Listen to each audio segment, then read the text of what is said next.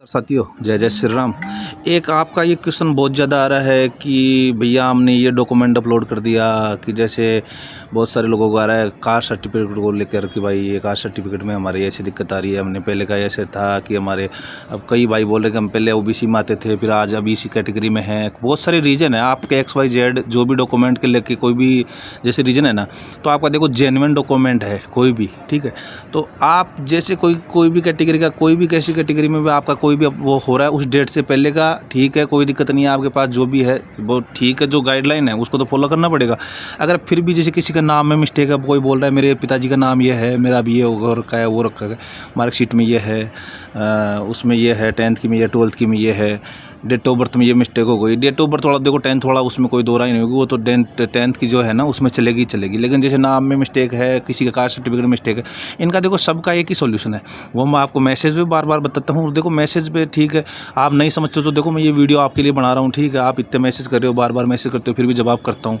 तो देखो ये है, इसका आपको मैं एक बता दिया इसका सॉल्यूशन। देखो सॉल्यूशन इसका एक ही है। पहली चीज़ तो देखो ऐसे नाम नूम में कोई छोटा मोटा करेक्शन उसमें कोई दिक्कत नहीं है कि दिक्कत आएगी, तो उसका हर चीज़ का एक ही सोल्यूशन है। किसी के कास्ट सर्टिफिकेट में दिक्कत है या किसी भी XYZ किसी भी डॉक्यूमेंट में दिक्कत आ रही है ना, तो उसका एक ही सोल्यूशन है।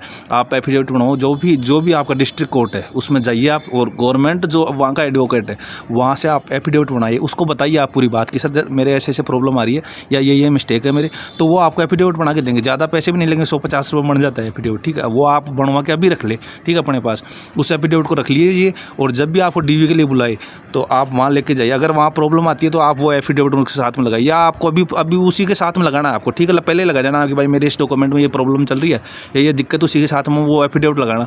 1% भी दिक्कत नहीं आएगी, कोई भी दिक्कत नहीं आएगी, वो एफिडेविट से मतलब वेरीफाई हो जाएगा, कोई दिक्कत नहीं है उसमें, ठीक है। तो यह इसका घबराने की, इतनी टेंशन लेने की आपको जरूरत है नहीं कि आप हाइपर हो रहे हो कि यार मेरा तो इस डॉक्यूमेंट में ये दिक्कत आ रही है, वो नाम मुक चुक हो रखा है, पिताजी का नाम ये हो रखी है। तो ऐसे छोटी मोटी बातें, इसमें टेंशन लेने की 1% भी जरूरत नहीं है, ठीक है। आपके पास जेन्युइन चीज़ होनी चाहिए। फर्जीवाड़ा है ना बंदा, कोई भी XYZ फर्जीवाड़े वाले को टेंशन होनी चाहिए। आपके पास जेन्युइन कोई भी चीज़ है तो आपको टेंशन लेने की 1% भी जरूरत नहीं है, ठीक है।